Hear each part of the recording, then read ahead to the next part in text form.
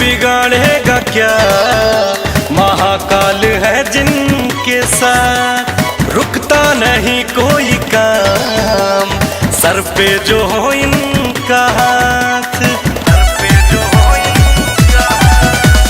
भोलेनाथ जो चाहेंगे उन्हें नु खाली होगी, तीनों लोग के नाते है हम तेरे लोगी।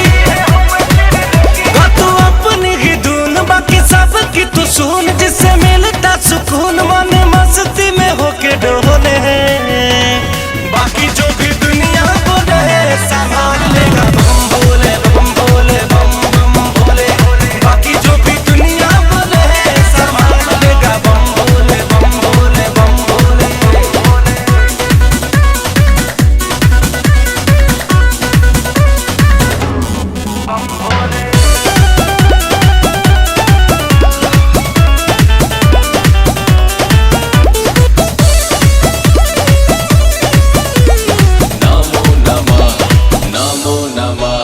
चलता जाए अपनी डगर, मंजिल आएगी नजर, करना गलत ना कभी, रखते हैं भोला नजर।